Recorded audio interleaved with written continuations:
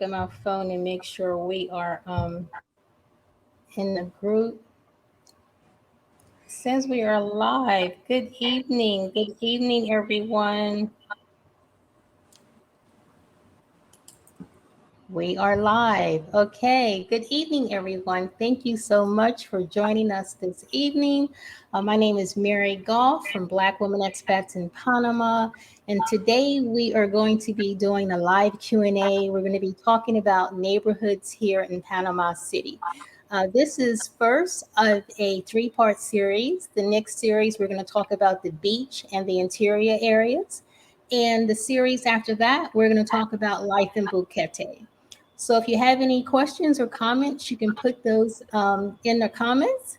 And if you want to click on the link and grant StreamYard to access your name, then we can see who we're speaking to as well. We do have a list of questions that was already posted in the group that we're going to be getting to as well. Okay, so we're going to get started. It's about 7:03, so we're going to get started on time. And thank you so much, Barbara and Guillory, for joining us. If you ladies want to just give a quick introduction, maybe how long you've been here, just something about yourself. Okay, well, I'll start. Hello, everyone. I'm Barbara Rouse, and I moved to Panama on October 1st of last year. And I live in the San Francisco area, and there's pretty much nothing I don't love about Panama. I was giving you a chance to speak, Barbara, because I was sharing with you folks earlier that it's bedtime in the living room area, and so there was yelling about, I don't know, God knows what. My name is Jillery Massa. I moved to Panama with my family, young family of 5, in August of last year. We live in the Bella Vista area. There's lots of things I love about this neighborhood, and there's lots of things that we struggle with as a family of 5. So I'm excited to talk about those things. Oh, I'm excited to hear about that. Okay, so let's talk about first. Maybe let's list something that we like about our particular neighborhoods and something that we don't like. I will start. I'm sort of like in the Balboa area. I'm hearing, what is that? Am I hearing something in the feedback? Is it me, or do you guys hear that? Or maybe it's just on my end. Okay, all right. Might be something on my end. Okay, let me bring Jean. Hi, Jeannie. Hi. How are you? We're just getting started. We're just sharing something that we like about our neighborhood and something that we don't like.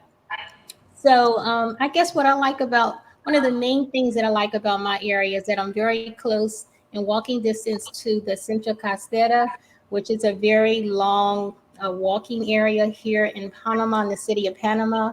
So I really like having access to that. You can take nice walks early in the morning and also in the evening. And it's also walkable to restaurants. I can walk to the grocery store. Pretty much, yeah. A lot of things are in walking distance. Something that I don't like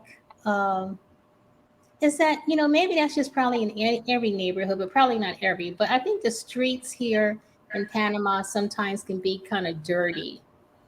So, I mean, sometimes, well, most of the time the trash is picked up, but it just has like a grimy feel to me. So I don't, when I come to the door, I have an area for my shoes. I don't wear my shoes inside of the house because there's people love their pets here in Panama. So there's always, people picking up pet stuff or whatever. So you never know what you're going to step on. Uh, and also you need to be careful where you're walking, because sometimes the sidewalks could have like big holes in them or stuff like that. So I guess that's just part of city life. But overall, Panama City is a good place for me right now.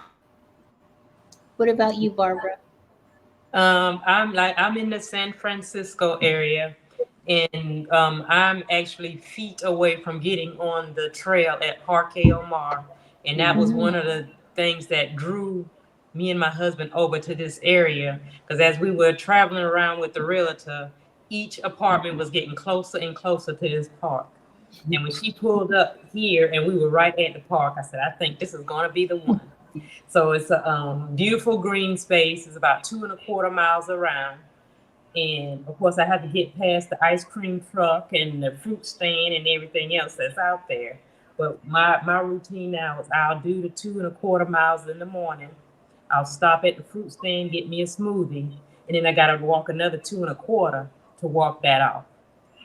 And what I love about this area also is I'm within walking distance of the grocery stores, Do It Center, a Rocha, anything within a half a mile walk from my house. And I love the walking. That was one of the things that I wanted to do when I got here. Don't want transportation. I just love the walking. And the one thing that I probably don't like would be the trash on the streets. And it's not too bad over here as I've seen in other areas like, El Congreso area. But that would be the basically the only thing that I don't like. And so my husband cleans the floors every morning. That is his morning routine. He get up and clean these floors because there's no telling what we're bringing in this house when we come in here. So, but I absolutely love the San Francisco area over here where I am right by Parque Mall. Okay, thank you so much, Barbara. I'm getting in the comments that they are hearing feedback. So if we're not speaking, can you guys click on the three dots in the top right-hand corner and mute yourself if you're not speaking?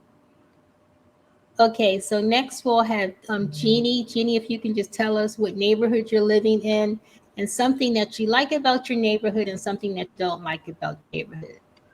Okay. Yeah, I live in Uncon or Albrook. I try not to say Albrook because people immediately think, oh, you live right next to the mall, which I don't. But I live near the regional airport.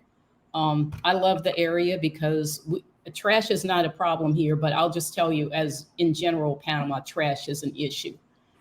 So when I first moved to Panama a few years ago, I got in the habit of I have a sign on front of my door, leave your shoes outside, and I don't wear outdoor shoes in my house because of that. But I love the area because it's very natural. Actually, I have in front of my desk, there's this huge tree that's probably 100 years old, but it's very natural. And that's what I like about it. I'm a city girl, but I like the fact that where I live, it's 4 miles from the central area and it's 4 miles from Clayton. And I'm also near the rainforest. So I have the best of all the different worlds of the city. So what I don't like about it is that most activities are typically held in San Francisco, El Congreso, or somewhere near the Balboa Avenue. So if I go anywhere, I'm typically going out because that's where most people live. But I love the area. So for me, as I mentioned, I live in the Bella Vista area. We live in El Barrio. We're across the street from El Cangrejo. And what actually drew us to this area is that we really loved the Andres Bello Park, which is a great park for kids. And so we were looking for something in this neighborhood. So we love the proximity to the subway. We can walk to the metro station, and that, 2 stops over, we're at Albrook Mall, 2 stops over, we're on our way to Don Bosco, where my father lives. So it felt really central and easy to get around. And at the beginning, we had these ambitions of not owning a car, to just walk in metro everywhere. That didn't pan out. We now own a car, but it is super central, and we love that about the neighborhood. We're not far from a Price Mart, which is the equivalent of a Costco. We're walking distance from 2 Feria Libres, which are fruit stands.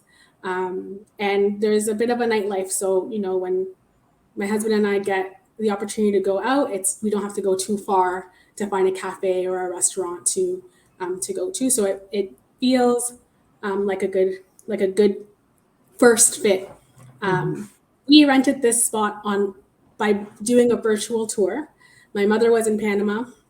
I sent her with a real estate agent to visit a couple of places. This was one of them. And so there are some things about the neighborhood and about the building itself that we likely would have noticed had we been the ones to tour it. So accessibility is challenging in this city. If you have any kind of mobility device or a stroller or a wheelchair, it can be challenging. Our building has a set of stairs to get to the elevator. So my mother did not notice this, but we did once we got here. So it's not a deal breaker, but it is challenging. Garbage, as you folks have already mentioned, is challenging.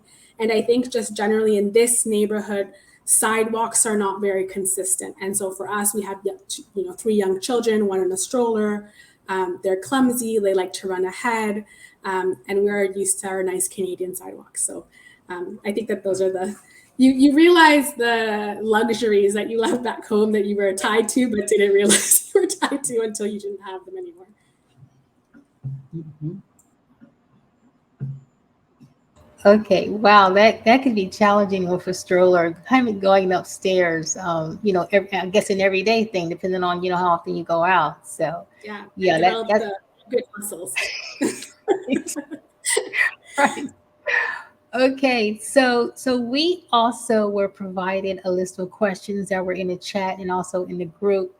So we'll go through some of the questions. We wait for some questions from the audience. And Guillory, you talked about this. You mentioned a little bit of this while you were talking. This is one of the questions we had in the audience. I have a daughter that is in a wheelchair, looking for the most handicap accessible city. Any suggestions? I mean, our lease will be up in July, and so we're considering, do we move? Do we find somewhere else to go that might be a little bit more conducive? Although we really love this neighborhood.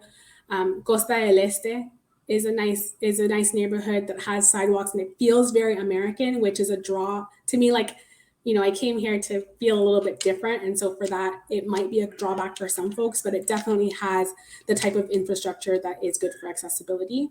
It is a pricier area in Panama City, and so you just have to be, if you're looking for Latin American prices, Costa del Este is probably not the place. And Ancon, in some areas in Ciudad de Saber and Albrook, so there's a little bit, but it's really community to community, I would say.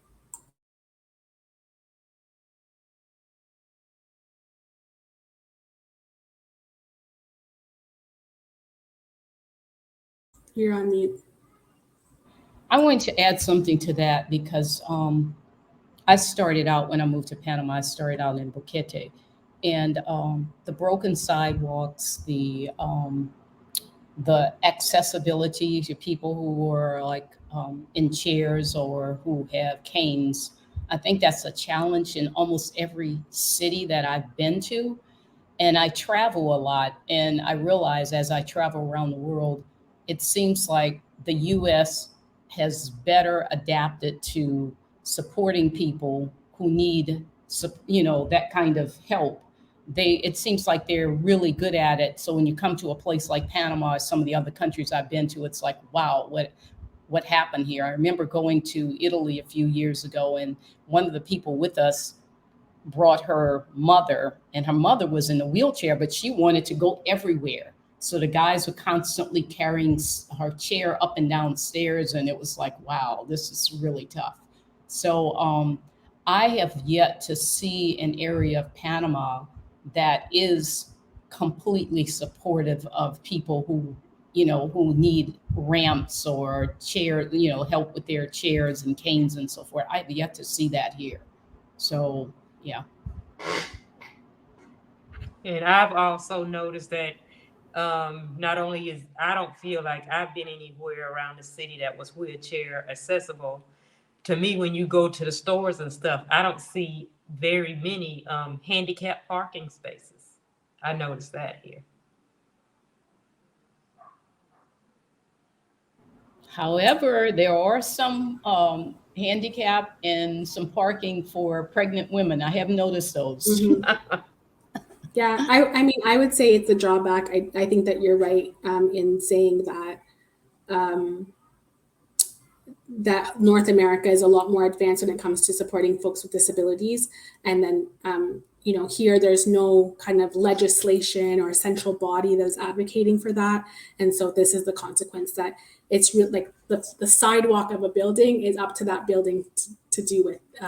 It's not the city that says you have to have this many feet before your door. You have to have a ramp to access it. Like I've seen ramps that lead to nowhere. I've seen ramps that lead to a step. So, even the challenge is, unfortunately, that even if you do find a neighborhood that itself has thought about people with disabilities, you might need to go to a grocery store, and the commute there might not be accessible.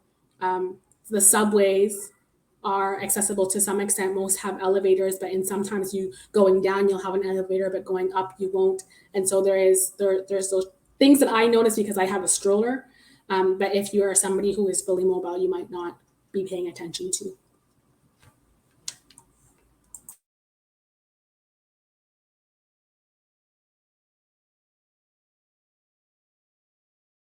We're not able to hear you.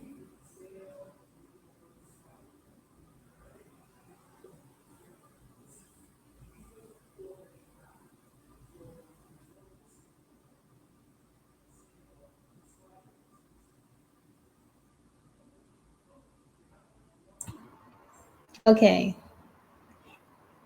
If I have a hard time unmuting myself, you guys can go ahead and read the question and start talking, so we don't have a delay here. But no, okay. One of the ladies in the chat wanted to know if the locations mentioned in or near Panama City. Yes, all of us do live here in Panama City. We were just talking about different neighborhoods that we're living in. Like Panama City is like this area you can go 2 or 3 blocks down from your area, you'll be in another neighborhood. I mean, I'm calling them neighborhood for lack of a better word. Is there another word that they use here? I'm sure they don't call them neighborhoods. What is the word? I think it is neighborhood, but we're all far from each other, but it's maybe 15 minutes to get to any of you on a bad day. On a bad day, that's true. A quick 10-minute Uber ride or bus ride, or yeah, we're all relatively very close to each other. Okay, let's go to another question here. Any recommendations for non-high-rise community near Panama City?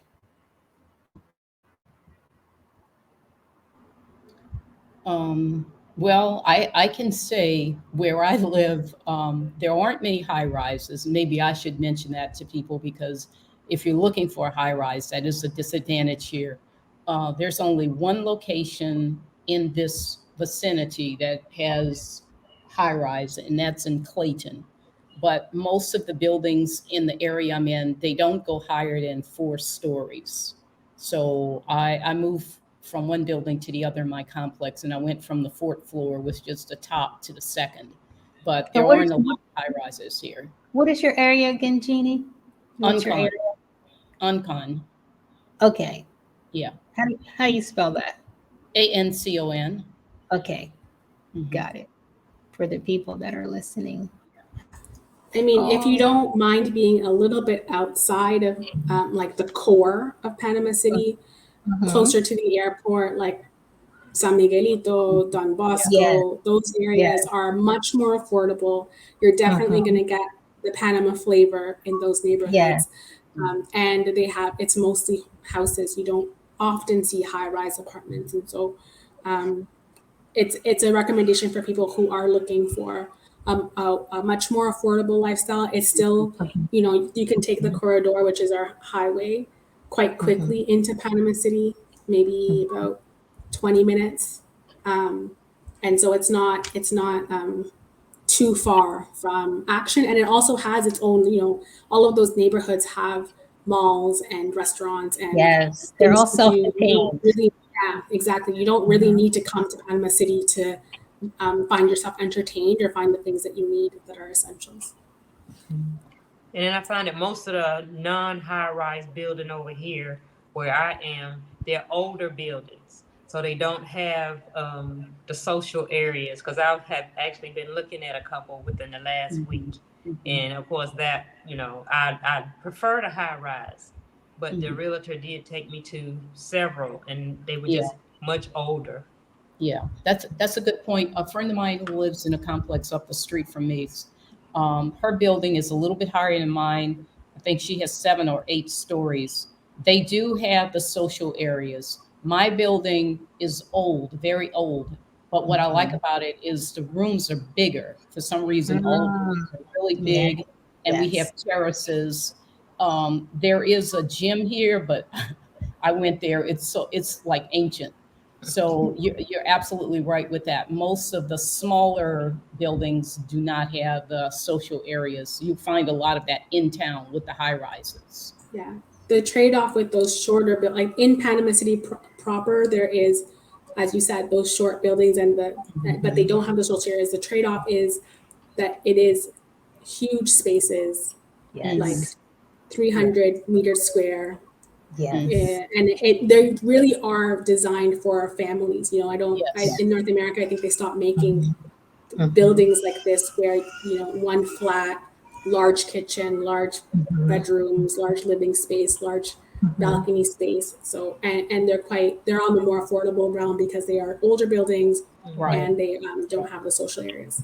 Mhm. Gotcha. Thank you. Okay, next question. We don't have your name here, but how is the medical system in Panama? Because I have a chronic illness and want to ensure that I can receive the care I need. Has anyone used the medical system here?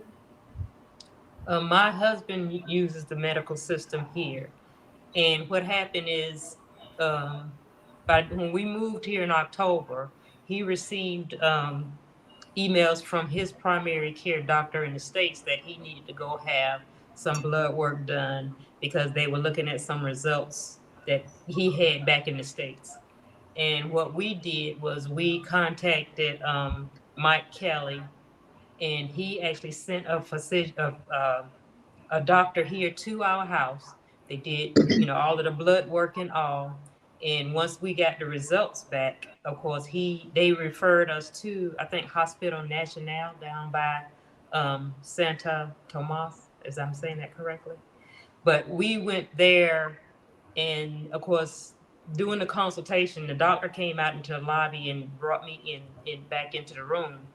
And that doctor, he answered all of my questions. He answered all of my husband's questions.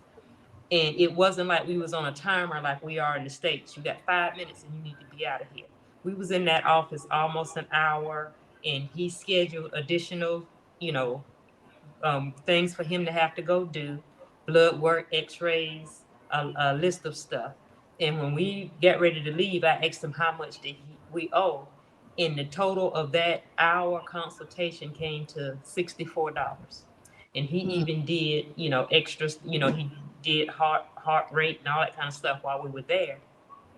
So he gave us a list of places to go to get the x-rays and all. And we have spent, and of course, the good thing is we pay up front because we don't have insurance here. He has Medicaid, but it will only pay in an emergency. And I have VA here, but it will only cover me in an emergency. So we pay up front for the services, and they've been extremely inexpensive compared to even co-pays in the United States. We pay up front, and the good thing is there's no additional bills that we have coming. Like in the States, you might pay now, but then you got to pay the doctor, you got to pay for the supplies and everything. We pay that up front before services are rendered, and that is the end of it. But we have been extremely satisfied with the health care he's getting here because they found some kidney issues. And so, he's getting proper care. And, the doctors, a lot of them are American trained. They speak English, so there is no issue with trying to, you're trying to Mhm. figure out what they're telling you about your Right. health situation. So, I mean, we are very happy with the health care that he's been receiving here. Okay. We have also access healthcare here. So we're from Canada. And so paying for any type of healthcare feels like foreign to us. however, we had an issue where my husband got a very bad sore throat and he developed some kind of a stone in the back of his throat. It was very weird. We did not know what to do. And he felt like after going to YouTube University that he needed to have it taken out, and the best thing was to go to a dentist. So we went. And the dentist was like, checked him and said, "There's nothing really I can do for you, but and I'll charge you $10 for this consultation, but and I'll refer you to a ear, throat, and nose doctor up the street. Here, let me have the secretary call them and see if they can book you in right away." And the secretary called, booked us in, called our taxi.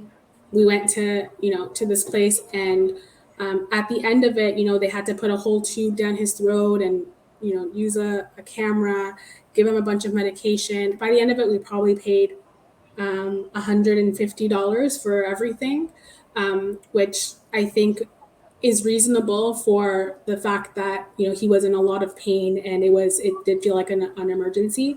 There is also a mini med, which is a walk-in clinic up the street from us that you also pay when you come in, and there's two options. If you want to wait, if you can wait, it's $25 to see a doctor, and then any medication that you need, you can get it in that way, and pay for it, or you can do the express line, and that's $50.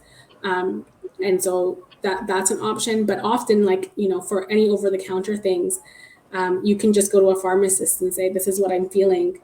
What can you recommend?" And they'll recommend something to you, and you do Google for side effects, and then they ask you how many days of treatment do you want, and they give you an individual pill. So I mean, it doesn't solve if you have a chronic illness. I think that as long as you understand what your medication needs are, you'll be able to find a doctor and a pharmacy that will be able to support you. Great. Okay, let's go to the next question from Lisa. How do we go about finding available rentals? Is there a listing online, or do we need to work with an agency? Okay, I guess I'll start. And I think the only way to find, well, I guess there's several ways to find an apartment here in Panama. But the most effective way is to definitely work with a realtor or an agency. I'm a fan, some might not be, but I'm a fan of working with more than one person, because some may only have a limited access. They can only show you the things that are in their listing, or that's, what they might start off with, because they want to get those rented first. So there's also sites online that you can use and research, for yourself. There's Facebook ads you can look at. There's Facebook groups that have rentals in. You can do some research on your own. Also word of mouth. People that are already living here might know about vacancies in the building, but it's something that you're definitely going to need some help with, especially if you don't know the areas, because from what I'm seeing, there's like there's a bunch of apartments that are available for rent, but depending on your budget and the time of year that you come, it might be, different things than what you're seeing online. So it's best to work with someone in person. One talked about how she did the virtual, where they looked at the video. You can do that as well to get you started. But like she said, some things were mentioned, well, not mentioned, but missed by her mother. But if you're going to be living there yourself, you might want to come look at it yourself. So I'm going to say yes to that answer as far as being the most efficient way to find an apartment. Yes, you do need a realtor and to go through an agency. Anything else? Want to add something? So I find it. Oh, go ahead. I find it very helpful to work with a realtor if you are not fluent in Spanish, because that's what I've been dealing with. A lot of times the owner, they don't speak English. I speak poquito Spanish. So the realtor was able to, go between myself and the owners, versus if I was out there trying to do it by myself and trying to negotiate with an owner that don't speak English. Yeah, I was going to say the same thing. You can find signs around the area where people have for sale and for rent signs. In fact, there's one up the street where somebody put a sign up, and I'm like, I've never seen that word before, but it means bargain. You could see signs that way and drive around to check out the neighborhoods, which I would advise anyway. But the challenge you have if you're not fluent in Spanish is understanding what they're going to tell you. I mean, my Spanish is really bad, and I use Duolingo. And I was asking a real estate agent. I said, "Do you guys really say this word for bedroom?" And he said, "No, that means master bedroom, not bedroom in general." So just little nuances like that.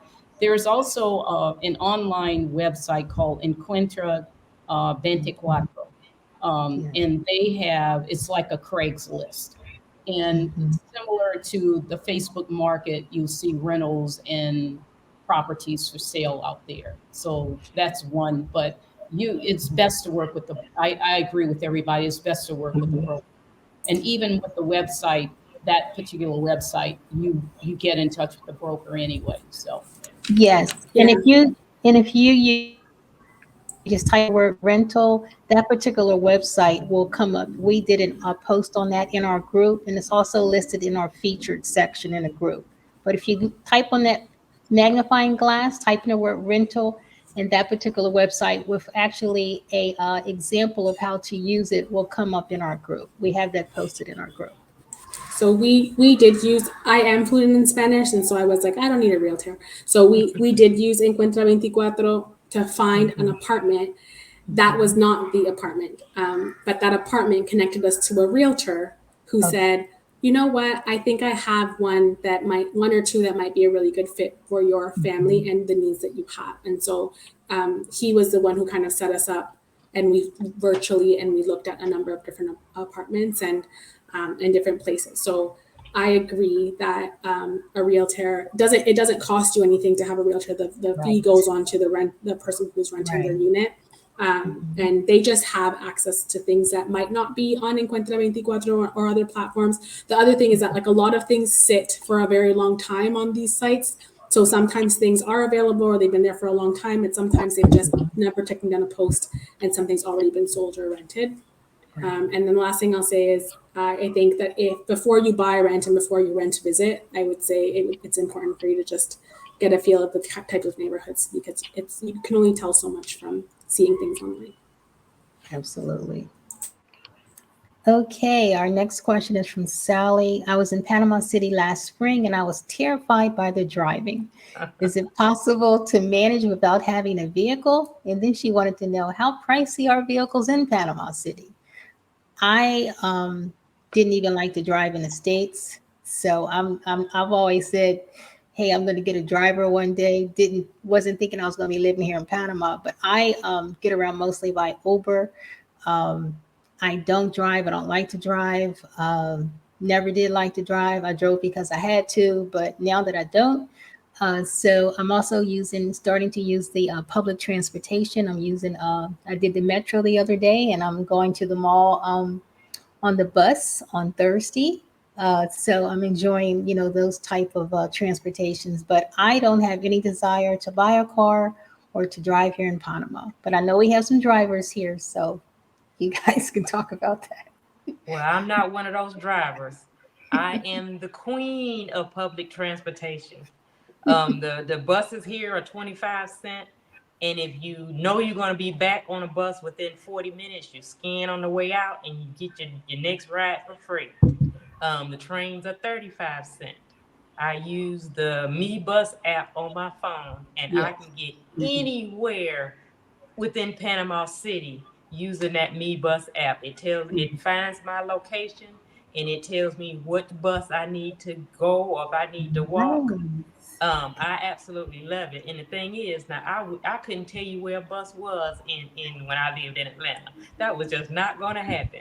But now I love the cost, and I'm retired. I don't have nowhere to be at any given time.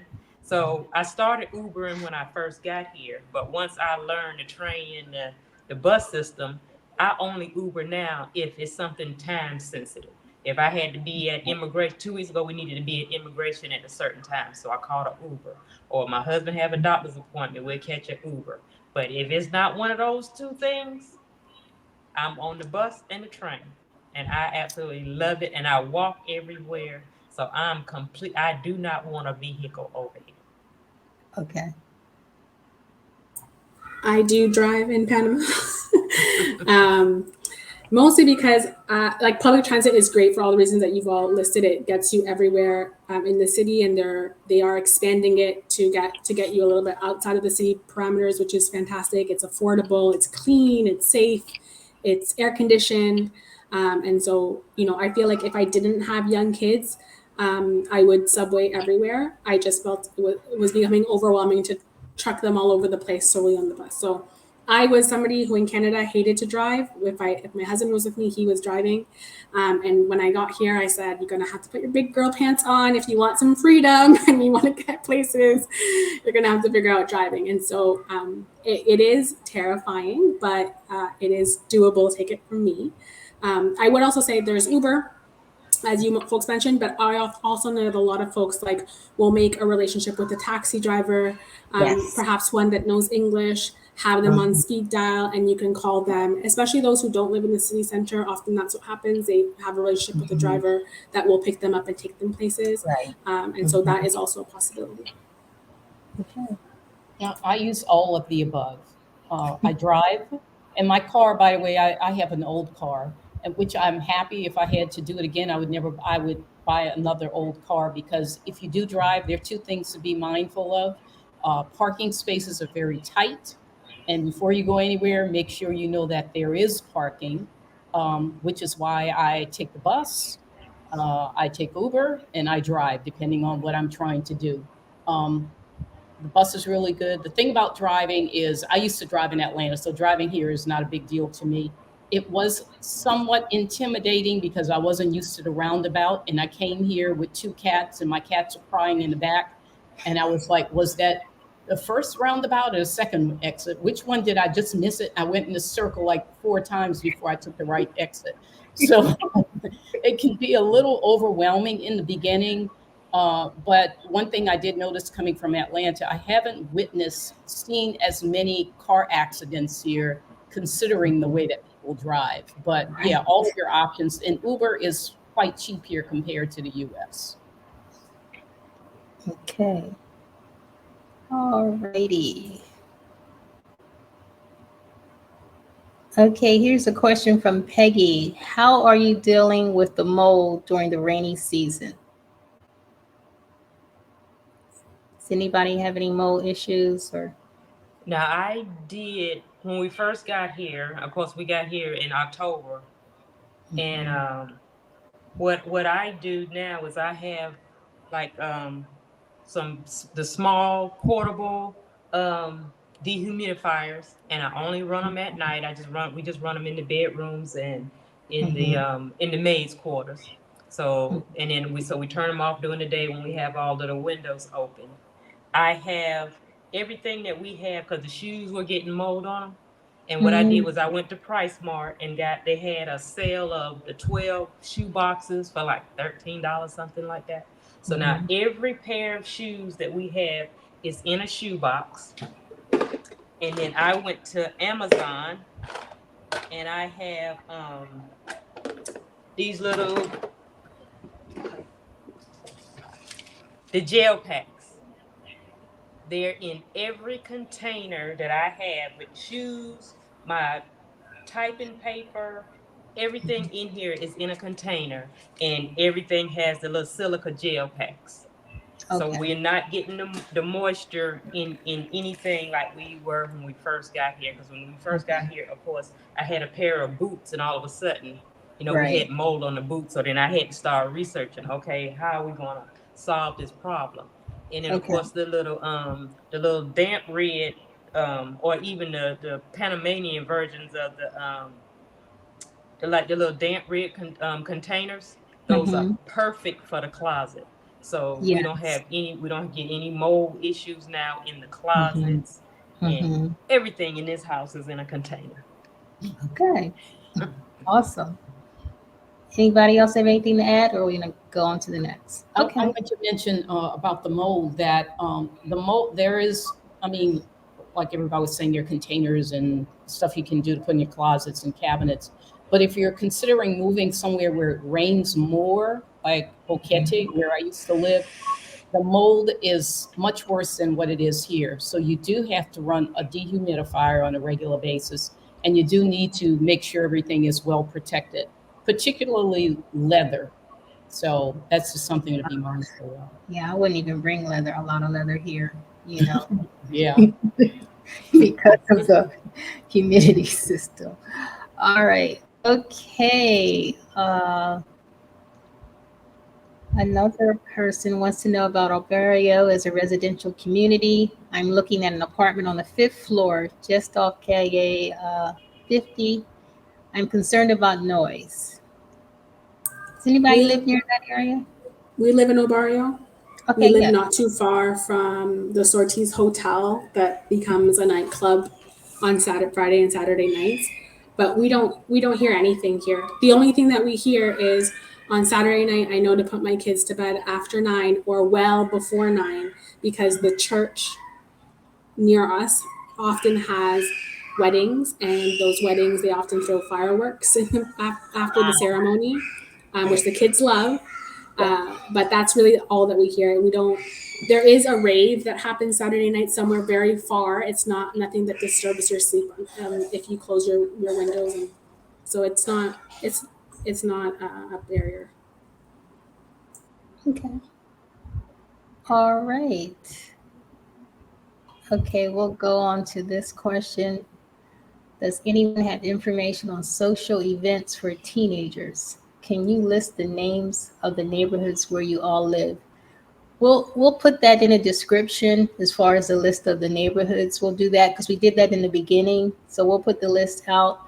Um, I don't have a teenager here, but I would suggest there are several other Facebook groups. There's I think it's called Panamanian Young Black Experience that has younger have people with teenage children. So I would maybe, suggest joining some other groups and getting active with other parents that have teenage children. Because I think it depends on the building where you live as far as social events for teenagers. I would, interacting with other people because a lot of people do, game nights and, what do you play dates or probably don't call that for teenagers, but but but yeah, I would start by interacting with people that are in your same family situation. Anybody have anything else to add on that?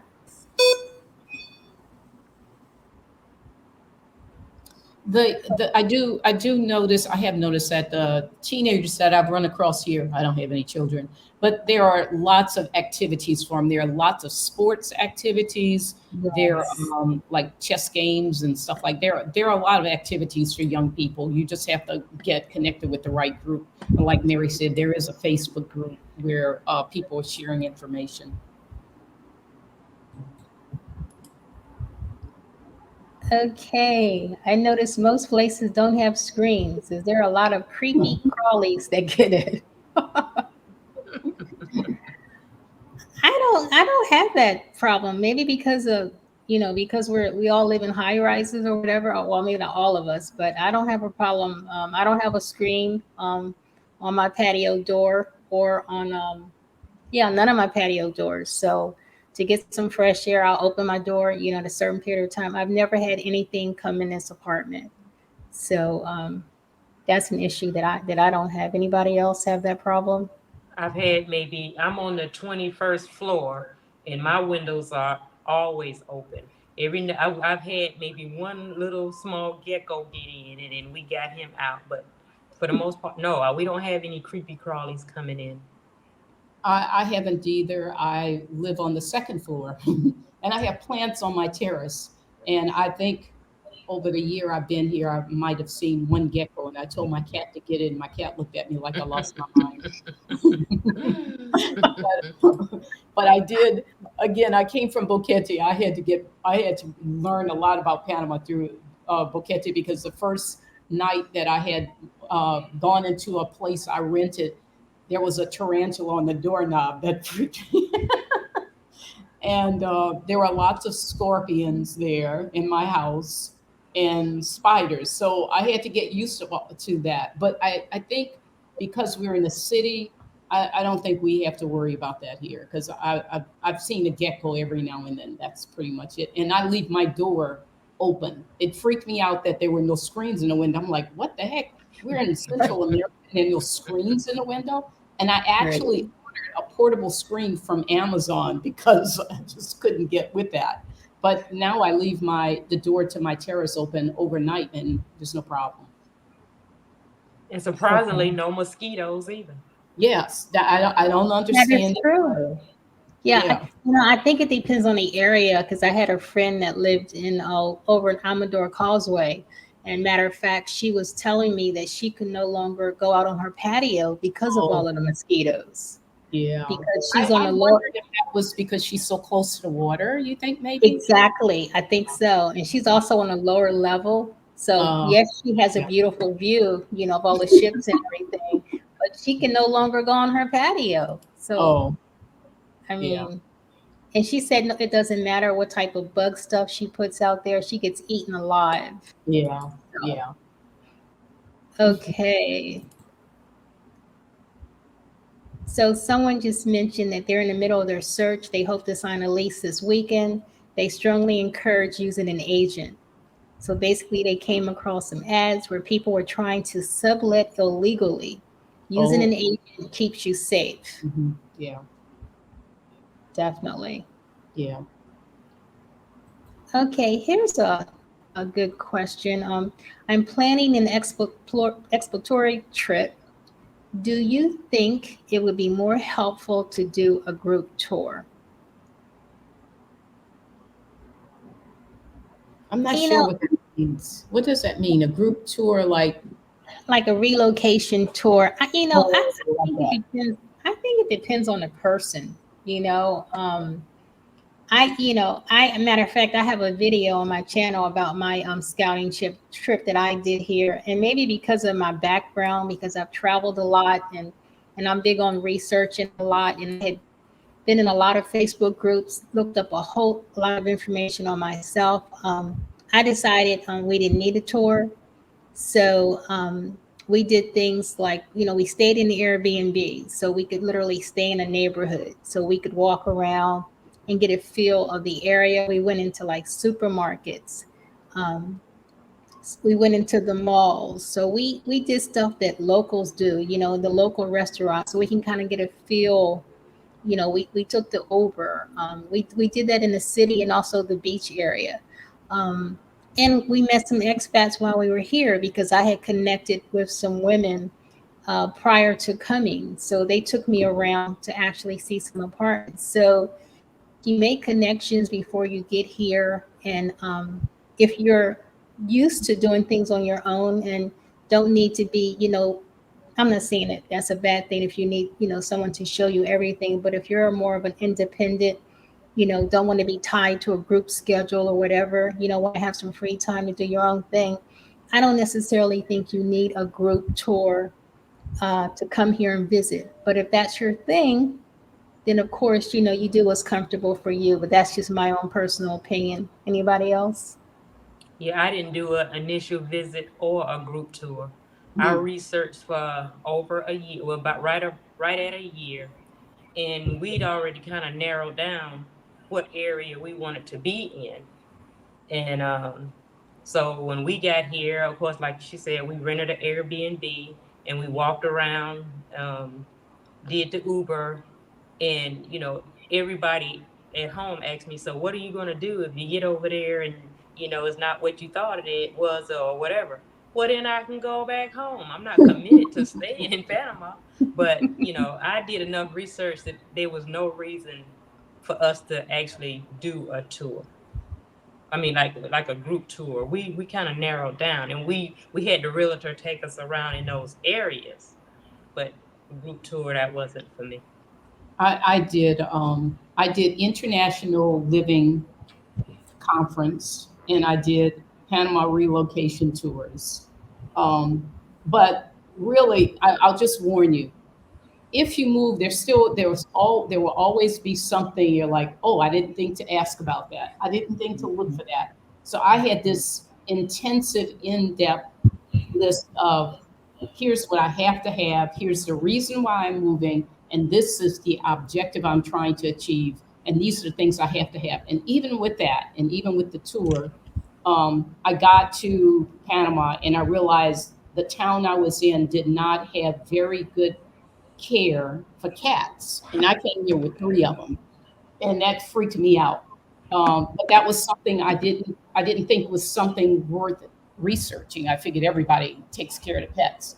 So I think the tours are good, but I think you could pretty much achieve the same thing on your own. Um, the tours, organized tours are easy because everything is packaged for you. But remember, the people leading those tours, and they have their own biases also. So We didn't do a tour. I call what we did was slow immigration, because every couple of years we would come and spend a few months in Panama and test out new neighborhoods. I'm originally from here. I have lots of family here, so that is my advantage. But yeah, I don't, we didn't use a tour group, and I don't know that they'd be able to anticipate our needs. I think we just really needed to meditate on what we needed and find ways. So our first year here, we were trying to find where are the Muslims in Panama. And so we drove across Panama and visited every mosque to see if we could find a community that was good for us. We didn't, but, that was something that at that time felt important to us. So yeah, it could go either way. I dropped off, sorry, my power went out, but when they were asking the questions about the teenage activities for teenagers, and I just would say that I'm part of a Black Moms in Panama group. They have a WhatsApp group and a Facebook group, and that has been really helpful and useful. And once a month, they organize activities, and everybody goes to. At the end of the month, we're all going bowling, and so it's been nice to have our kids kind of meet each other in that way. And the park that we're near in Andres Bello, they have activities every weekend. They have, street festivals and music festivals and a bunch of different things, activities that they have for young people, kids, families. They have a basketball run, they have a volleyball run, they have a soccer run. And so if your kids are into things like that, there's lots of kind of things around for folks to do. And our kids are in a lot of extracurricular, which is the benefit of living in the city, that, we have gymnastics and jiu-jitsu that we're shipping kids around to, and it's a good way to meet other families. Awesome. Awesome. Okay, this is just another comment in regards to the tour. Stephanie says she thinks a group tour is personal preference. There's enough free information on YouTube and other Panama groups that will answer most of your questions. Boots on the ground for an extended time, at least a month, will help with making decisions. So, okay. And here's another comment from Cheryl. Cheryl, what happened to you? You were supposed to be here in the Brady Bunch box here. I never did a group tour, but like Mary, did a lot of research and connect with online community. Let's see. Someone else is thanking us for sharing your experience and perspectives with us. I truly appreciate it. We appreciate you being here. Okay. Here's another comment. Invest in you, not the tour. Just research and pay the money on what you have researched. Okay. We'll share that in the description as well. The WhatsApp group. We'll put that in the description for you, KJ. The kids group, the moms group, I believe. Right.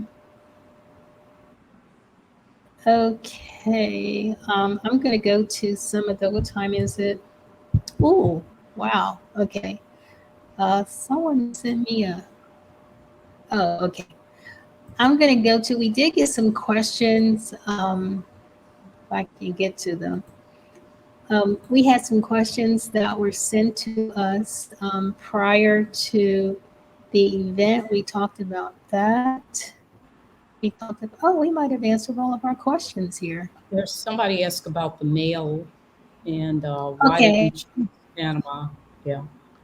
Okay. Let me get to that. Where's the one? Oh, here it is. This one right here. How do you get mail here in Panama? Is it possible to get Amazon packages? There's several third-party sites that give you a mailing address in Florida, and you can get packages.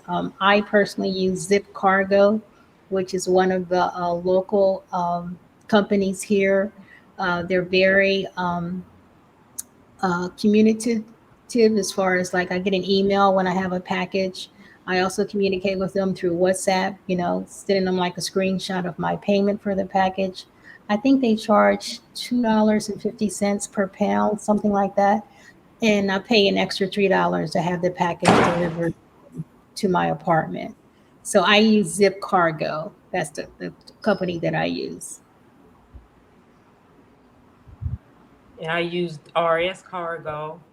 I have an account at Airbox, and how I got the Airbox first because one of the drivers had recommended Airbox, and and it's within walking distance. But then one day I was going to the bus and saw the RS Cargo, and decided to try them. And of course, they're $2.75 a pound, and that's closer for me. And from the moment I order something from Amazon, I have Prime, so it gets to Miami within a day or two max. Mhm. And then I get an email from RS Cargo within 3 to 4 days max. So they're actually quicker than when I was using the Airbox. And they just send me an email. It tells me how much my package is, and I just Mhm. go up there and pick it up. And I do a lot of Amazon shopping. Yeah, I'm with you there. I have a monthly list. A monthly Amazon. I ordered so much, I got an Amazon card. So one month I got all of the stuff I ordered was free. Well, I'm trying to not feed my online shopping addiction, and so I was grateful for the lack of ease. I was like, 4 days to get here, no way. That's Exactly. So I've saved a lot of money as a result of the lack of mailing system here.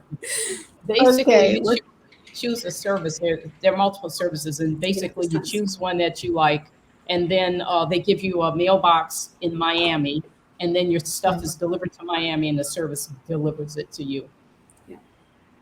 Yes. And you usually pay per pound, and some of them give you like a grace up until a certain amount, and then they start to Yes. charge you. So there's just different options. Okay. Okay, so we're gonna answer a few more questions. I wanted us to be online an hour. We're gonna wrap it up pretty soon, but I thought this was a pretty good one. What made each of you choose Panama City over other areas in Panama? Mm. Well, when I was doing my research, originally we thought we were going to Nueva Gorgana. Sorry, But that's once my we got timer. here, once we got to the city and started being taken around to the areas, my husband especially fell in love with Panama City. And it didn't matter to me. So what the plan is of course we're starting here at Panama City, but then next year we may end up in Nueva Gorgana. So I don't plan to necessarily stay here, but it was actually a very good start. Awesome. Okay. Who wants to go next? Don't For know. me, Okay. For me, it was. I mean, I have family here. My father lives in Panama City. My mother lived in Panama City. She's now in Anton, Mhm. and I'm a city girl. It just felt the best place to land with 3 children and have some supports from family and Mhm. siblings and aunts and uncles and all of that. My husband really, really, really loves Boquete, and he's like lobbying hard for us to go and move somewhere there. In Dolega, he likes the mountains. Right. I'm not super sold yet, but I also feel like we're in transition and also still trying things out. We know for certain that we Absolutely. don't want to be back in Toronto. Right. And so who knows if even Panama as a whole is the place, it's the place for now. Exactly. Exactly. Okay. Jeannie. I used to live in Boquete, as I mentioned, and I think the thing that got to me, and I'm overall I'm pretty healthy. I play any sport you can pretty much think of, so I'm Yeah. pretty healthy. But what got to me about Boquete and some of the smaller towns was having access to medicine, having access to hospitals. Boquete, for example, has a local clinic but no hospital, so you have to drive to David to the nearest hospital. When I came here and saw all of the hospitals, the medical facilities, also living in a small town, you're thinking, oh, they don't sell this product in Panama. No, it was not that they didn't sell it in Panama in that particular town. So I like that Panama City feels like a city I'm used to with having all of the resources that I need. And that was pretty important to me. So Okay.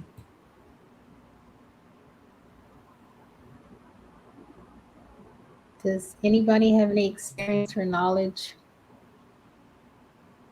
Yeah. No, I don't. All I know about Arrehang is that it is like a suburb and it's across the bridge. And we do have some friends like from the school that live on the other side of the Pan American the what is it, the Bridge of Mhm. the Americas, Right. and that it's hard.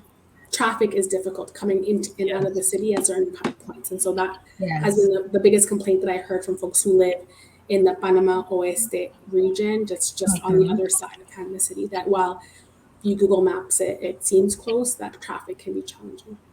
yeah, I lived over Right. there too. It's, and that's, yeah. Because I think I was initially interested in a neighborhood over there, but when I found out about the bridge, I was like, no. Yeah. Okay. I think I know there's a lot of chat amongst yourselves, which is very nice. I'm glad you a lot of people are answering questions. Thank you so much, Roxanne, for helping out. Appreciate you so much. Um, Roxanne is part of our admin team here in the group. Um, guys, did I miss anything? I think Oh, we are. somebody just asked about the heat. Oh, where's that? Oh, here it is. Okay, we'll It's finish off with that. Yeah, Mary, answer that one. it's hot. I mean, I walk around in a hijab, mostly like in a wrap, and people, aren't you hot in that? And I'm like, aren't you hot? We're in Panama City, for God's sakes. It's 32 degrees on a regular. So, yes, Oh, here it is. it's How is hot. it? Yeah, It's hot, but it's manageable and get a good it, AC. And, yeah. You you know, do things. Like I go out for an early walk. My walks have gotten early because it's so humid now. So and sometimes I do it late in the afternoon. So you just kind of like adjust your day around the heat. So And the heat doesn't bother me. I love the heat, and I got in trouble by Mary the other day because I don't wear a yes, hat and sunscreen. So she told me I better Oh stop no. doing that.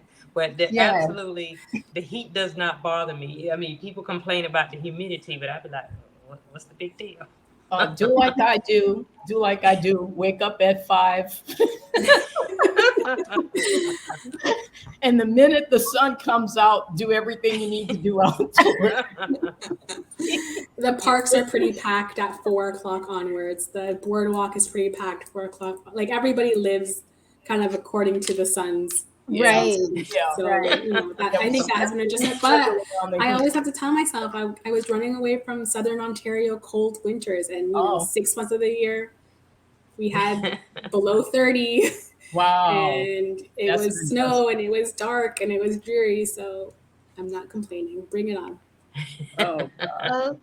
Oh, okay, well, we're going to wrap this up. I want to thank my guests so much for being here. This was such an enjoying conversation.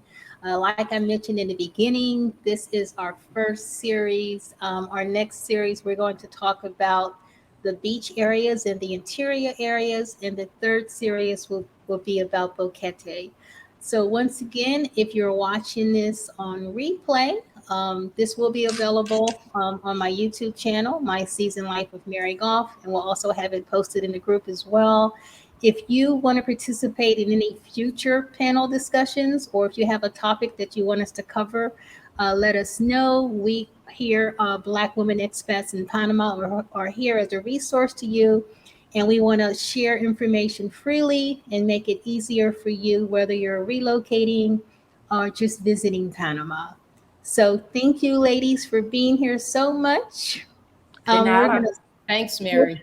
Thanks. Thank you, Mary, for organizing it. Nice to meet I all of you. really appreciate, and I hope to meet you in person soon, Hillary. Thank you so much for volunteering. I mean, what a sweetheart. Thank you so much, and thank you so much, Barbara and Jeannie. Thank I you. appreciate you so very much. So Thank you. we're gonna sign off, and thank you, the ladies in the chat. You guys were active. Y'all had your own thing going on there. So We appreciate all of the people that were on live tonight. Stay tuned for next Tuesday. We'll be back next Tuesday. We're talking about the beach. Have a nice evening. We hope to see you. We have an event. I don't know if it's too late to sign up for our event on Friday. We have a pottery event. But next, is it Wednesday? Is our Mother's Day luncheons. It's still not too late to sign up for that on May 16th or 17th. I don't have a see The what happens. 17th. See what's happened this time of night. It's 8 o'clock. So, all right, ladies, thank you so much for joining us. Black Women Expats in Panama. Have a great evening. Bye. Bye bye.